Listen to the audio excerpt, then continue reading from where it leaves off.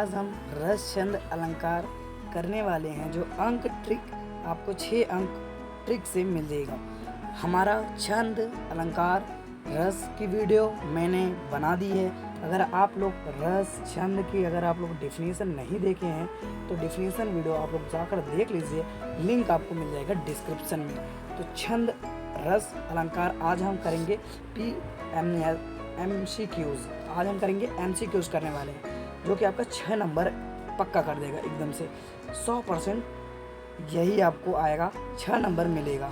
BHO CHS exam 2024 बस 2 minute आपका लगेगा और पूरा का पूरा ख़त्म हो जाएगा रस छंद अलंकार। तो हमारा टारगेट है CHS एग्ज़ाम को फोड़ना।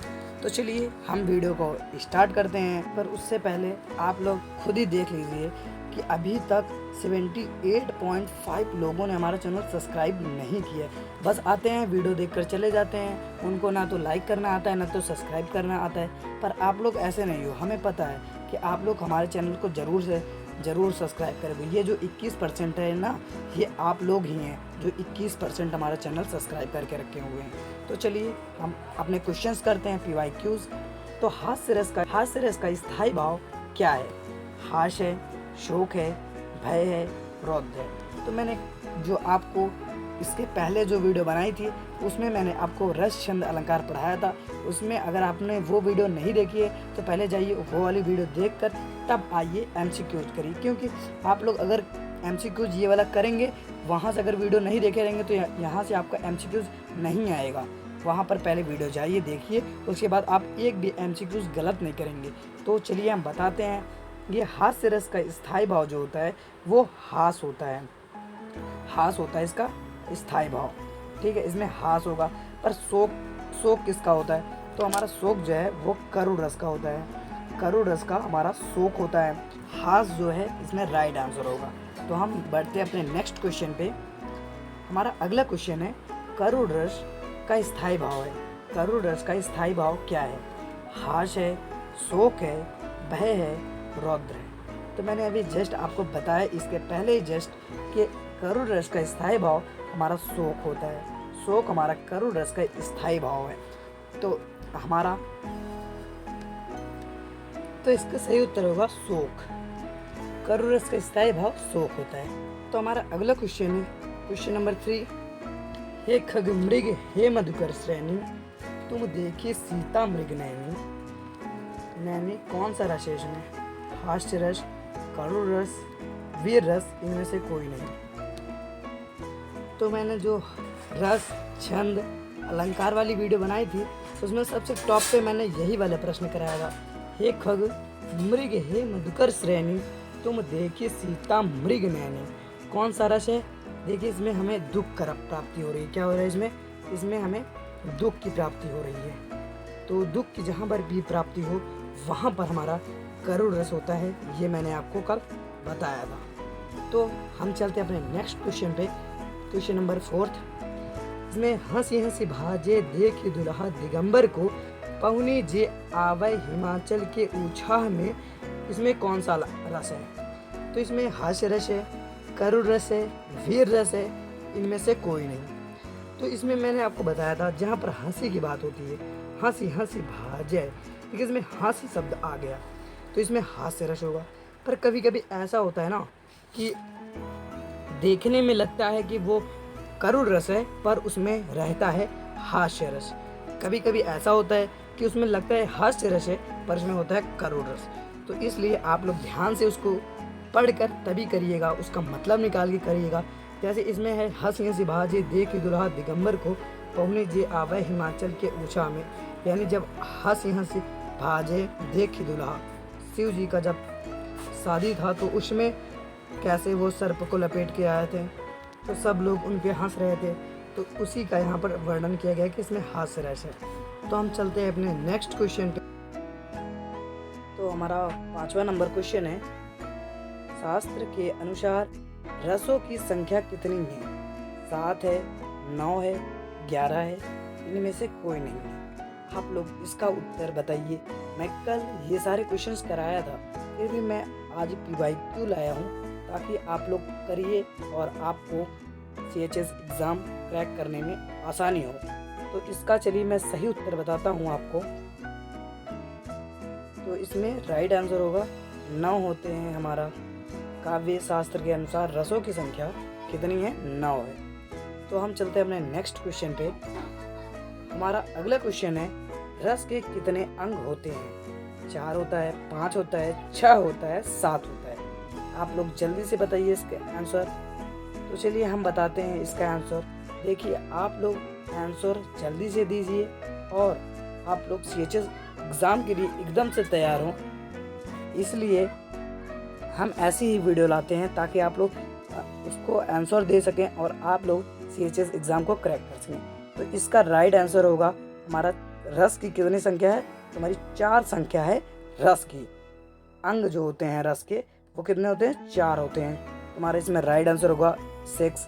तो हम तो 4 तो होते हैं, पर हम पहले जान लेते हैं कि 4 कौन कौन से होते हैं। तो एक होता है हमारा स्थायी भाव, एक होता है हमारा स्थायी भाव, दूसरा होता है हमारा संचारी भाव,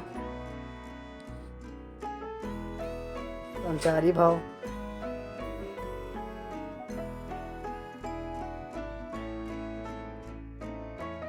और एक होता है हमारा विभाव, विभाव, ठीक है, और एक होता है हमारा अनुभाव।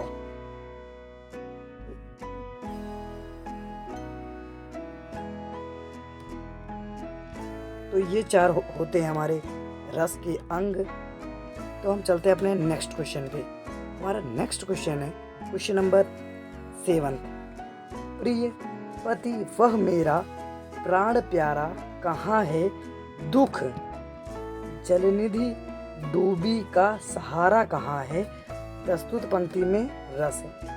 अब आप लोग इसको देखते ही बता दिए होंगे कि ये कौन सा है, ये कौन सा रस है। क्या हास्य रस है? क्या हास्य रस है? क्या इसमें हंसी प्राप्त हो रही है? क्या इसमें वीर रस है? इसमें महानता बताया जा रहा है कि इसमें करुण रस है? इसमें दुखी की प्राप्ति हो रही है? इनमें से कोई नहीं। तो इसमें राइट आंसर क्या होगा? देखिए मैंने आपको कल ही बताया था कि जहाँ पर भी दुख आ जाए, दुख और शांति और हमारा शोक ये सारे आ जाएं, तो वहाँ पर हमारा करुण रस हो जाता है। पर कभी कभी हमें ऐसा लगता है कि वो करुण रस है, पर वो होता है हास्य रस। तो आप लोग इसको विशेष कर ध्यान में रखिएगा। तो हम चलते हैं अपने नेक्स्ट क्वेश्चन पे, जो कि हमारा है 8 नंबर। निम्न में से कौन से रस के अंग हैं? अब इसमें से कौन सा रस का अंग है? स्थायी भाव, विभाव, अनुभाव, और इनमें से कोई नहीं, इनमें से सभी, सॉरी, तो इनमें से सभी। इसमें आप बताइए क्या हमारा स्थायी भाव है, क्या भी विभाव है, कि स्थायी भाव है, कि इनमें से सभी है। तो इसमें से इनमें से सभी होगा। अभी मैंने जस्ट आपको बताया था स्थायी भाव, विभाव, अनुभाव, तथा इसमें संचारी भाव नहीं लिखा गया है। यहाँ पर संचारी भाव नोट डाउन नहीं किया गया है, ठीक है। तो संचारी भाव आप लोग ध्यान में रखिएगा, ठीक है। तो इसमें से 4 होते हैं, विभाव, अनुभाव तथा संचारी भाव, ठीक है।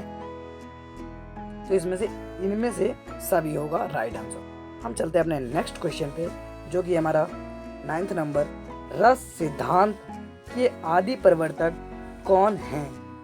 भरत मुनि, भानुदत्त, विश्वनाथ और भामह।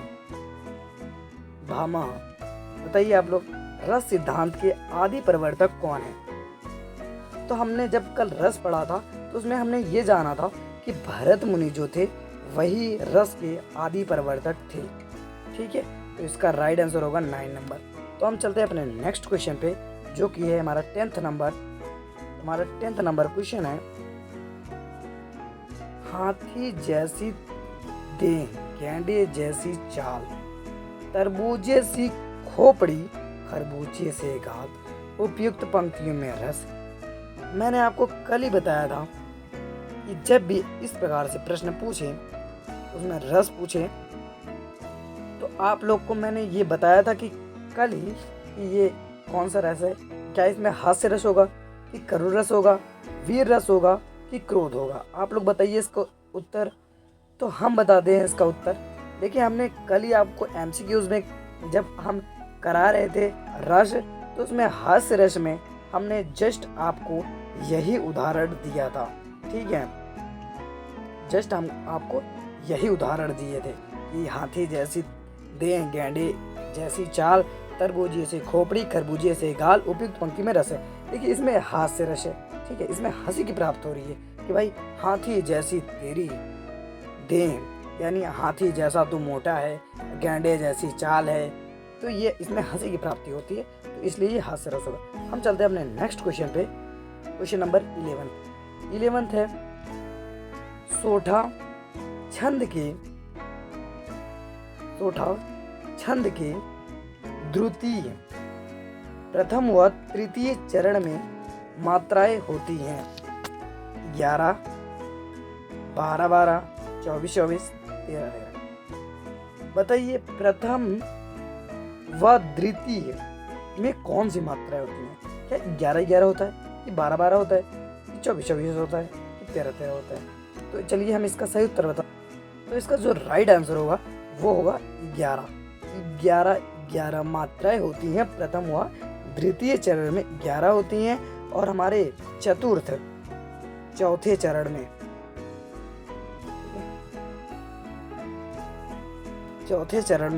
13 मात्राएं, ठीक है। तो हम बढ़ते हैं अपने नेक्स्ट क्वेश्चन पे।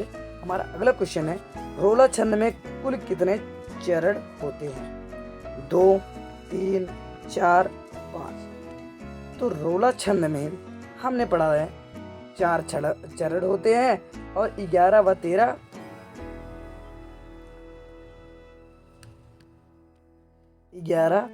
13 मात्राओं पर यति होती है। तो हमने यही रोला छंद में पढ़ा है। तो हम बढ़ते हैं अपने नेक्स्ट क्वेश्चन की तरफ। क्वेश्चन नंबर 13 है हमारे सामने। क्वेश्चन नंबर 13, रोला छंद के प्रत्येक चरण में कितनी मात्राएं होती हैं? क्या 11 होती हैं, 13 होती हैं, 16, 24? तो इसमें से राइट आंसर क्या होगा? तो इसका जो राइट आंसर होगा वो होगा 24 मात्राएं होती हैं। रोला छंद के प्रत्येक चरण में कितनी मात्रा होती है? 24, ठीक है। तो हम बढ़ते हैं अपने नेक्स्ट क्वेश्चन पे। क्वेश्चन नंबर हमारा 14 है छंद के कितने भेद होते हैं? 3 भेद होते हैं, 4 भेद होते हैं, 5 भेद होते हैं, 2 भेद होते हैं। छंद के 3 भेद होते हैं। कौन कौन से 3 भेद होते हैं हमारे? पहला नंबर तो होता है हमारा वर्णिक,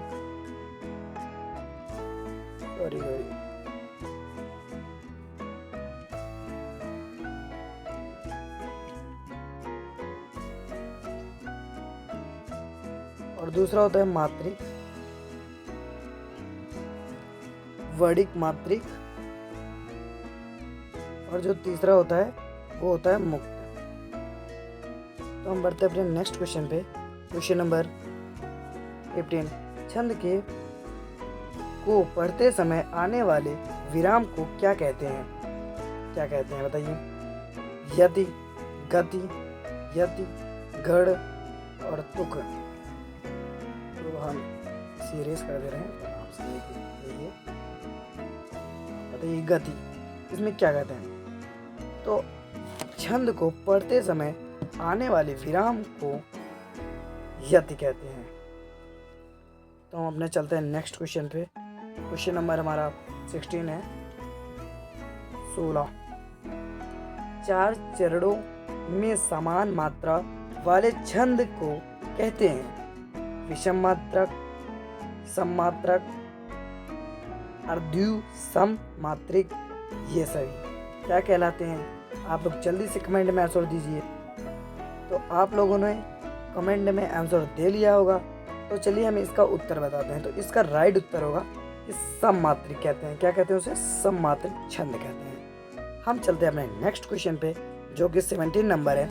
छंद शब्द का सर्वप्रथम उल्लेख मिलता है ऋग्वेद में, यजुर्वेद में, अथर्ववेद में, सामवेद में। तो आप लोगों को मैंने कल ही बताया था कि जो हमारा ऋग्वेद है, ऋग्वेद, उसमें से ही छंद शब्द का सर्वप्रथम उल्लेख मिलता है ऋग्वेद में। ये भी क्वेश्चन इम्पोर्टेंट है, यहाँ पर आप लोग इम्पोर्टेंट लिख लीजिएगा, ठीक है। यहाँ पर इम्पोर्टेंट आप लोग ने लिख लिया होगा। ये पेपर में पूछा जाता है हर एक साल। तो हम चलते हैं अपने नेक्स्ट क्वेश्चन पे। हमारा नेक्स्ट क्वेश्चन है 18 नंबर। पैदा हूँ मुनि पद कुंज रामायण जो ही निर्मय सरवर सुकमल मंजू तोष रहित दूषण सहित उपयुक्त छंद को पहचानिए। इसमें कौन सा छंद है? रोला, सोठा, दोहा। उसके लिए हमें मात्राएं गिननी पड़ेंगी। तो हम बताते हैं आपको कौन सा है। आप लोग को मात्रा गिनना आता है इसलिए मैं बताऊंगा नहीं। चलिए तो हम आपको गिन के बताते हैं।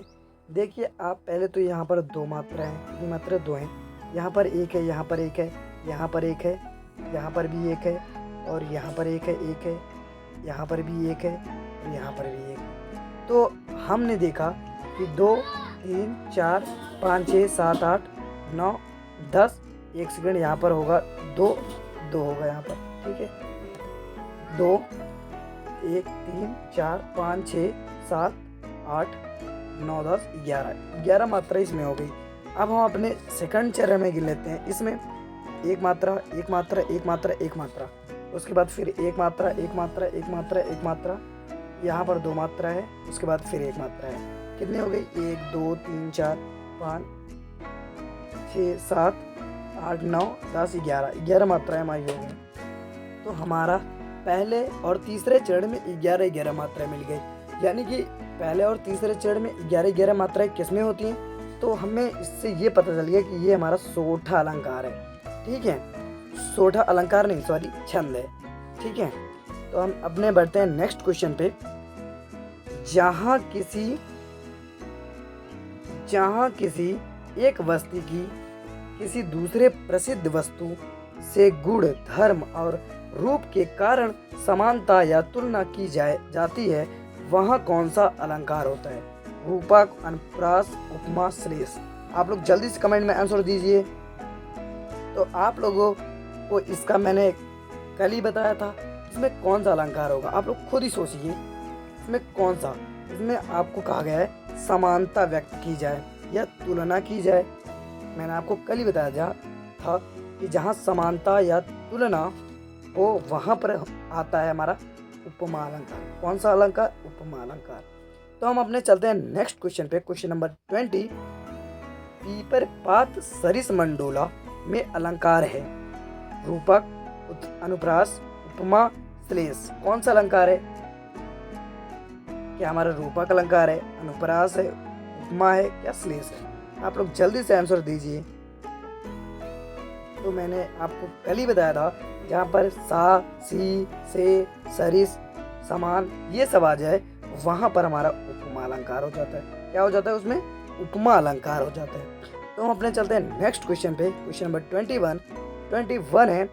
जहाँ उपमेय में उपमान का निषेध रहित अभेद आरोप किया जाता है, वहाँ अलंकार होता है। कौन सा अलंकार होता है? रूपक होता है, उत्प्रेक्षा होता है, उपमा होता है, श्लेष होता है। कौन सा अलंकार होता है? आप लोग जल्दी से कमेंट में आंसर दीजिए। तो चलिए मैं बताता हूँ। तो इसका सही उत्तर होगा रूपक अलंकार। रूपक अलंकार में भेद रहित होता है, आरोप लगाया जाता है, वहाँ पर रूपक किसी की एक दूसरे का रूप बताया जाता है, उसमें भेद भी बताया जाता है, तो उसी को रूपक अलंकार कहते हैं। हम चलते हैं अपने नेक्स्ट क्वेश्चन पे। Question number 22। क्वेश्चन नंबर 22 है। चरण कमल बंधव हरिराई, चरण कमल बंधव हरिराई में अलंकार है। कौन सा अलंकार है? रूपक है, उत्प्रेक्षा है, उपमा है, श्लेष है। तो इसमें चरण कमल बंधव हरिराई, जाकी कृपा पंग गिरि लंघे, अंधे को सब कुछ दर्शाई, बहिर सुने गुनी पुनि बोले, रंख चले सिर छत्र धरा।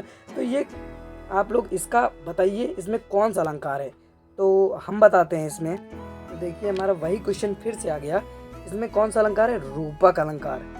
क्योंकि चरण कमल बंधव हरिराई, इसमें चरण जो है प्रभु के चरण कमलवत समान है, इसमें समानता व्यक्त की जा रही है, तो ये रूपक अलंकार हो जाता है। हम चलते हैं अपने नेक्स्ट क्वेश्चन पे, क्वेश्चन नंबर 22। जहाँ उपमेय में उपमान की संभावना की जाए वहाँ कौन सा अलंकार होता है? रूपक होता है कि उत्प्रेक्षा होता है, उपमा होता है कि श्लेष होता है? आप लोग बताइए। आप लोग कमेंट करते नहीं हैं, आप लोग सोचते हैं कि हम आपके कमेंट देखते नहीं हैं। हम आपके कमेंट भी देखते हैं और आपका रिप्लाई भी करते हैं। तो इसमें जो है राइट आंसर होगा उत्प्रेक्षा अलंकार। कौन सा अलंकार? उत्प्रेक्षा अलंकार। तो हम अपने चलते हैं नेक्स्ट क्वेश्चन पे, क्वेश्चन नंबर 24 है। मनहु, एक सेकंड, मनहु मानो जनु जानो आदि शब्द किस अलंकार में है प्रायः प्रयुक्त होता है? आप लोग बताइए। हमने जस्ट अभी कल ही इसको बताया था। जहाँ पर मनहु शब्द आ जाए, मानो शब्द आ जाए, जनु शब्द आ जाए, जानो शब्द आ जाए, वहाँ पर हमारा उत्प्रेक्षा अलंकार हो जाता है। ये एकदम सिंपल था क्वेश्चन।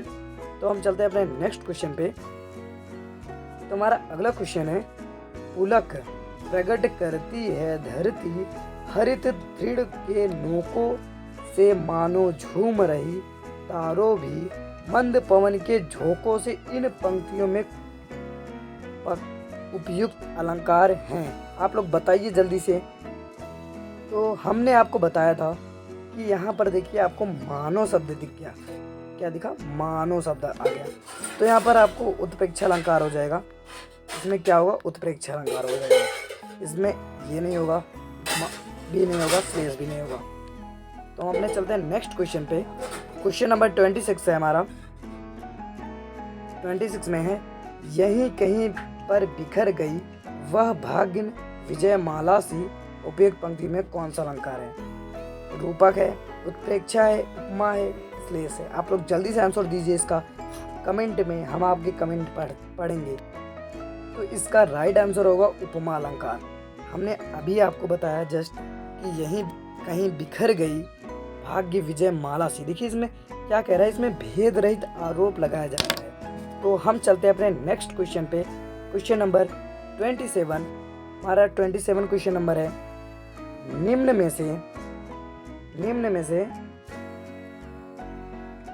में से कौन सा उपमा का अंग है? उपमेय, उपमान, साधारण धर्म, उपयुक्त सभी? आप लोग इसका उत्तर दीजिए। उपमा का कौन सा होगा इसमें अंग? तो देखिए इसमें उपमा, उपमेय भी होगा, उपमान भी होगा और साधारण धर्म भी होगा। यानी इसमें उपयुक्त जो सही है वही इसमें राइट आंसर होगा। तो हम अपने चलते हैं 28 क्वेश्चन की तरफ। हमारा लास्ट क्वेश्चन है 28। आहुति सी गिर चढ़ी चिता पर उठी ज्वाला सी। उपयुक्त पंक्तियों में कौन सा अलंकार है? आपको मैं अगर दिखा दूं, हल्का सा हिंट दे दूं, आप लोग क्या इसका कमेंट में आंसर दे सकते हैं? तो चलिए मैं आपको हल्का सा हिंट दूंगा। यहाँ पर देखिए आ गया है सी शब्द।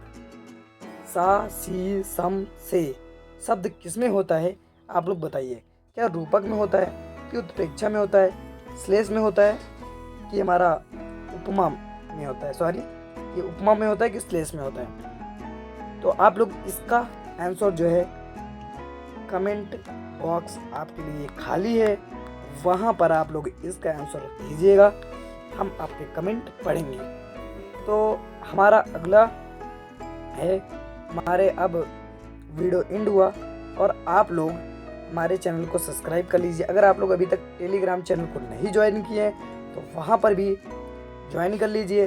और शिवम की क्लासेस में आपको मिलेंगे भरपूर questions, PYQ and MCQ and test और आपके क्वेश्चन के डाउट्स। तो आप लोग प्लीज़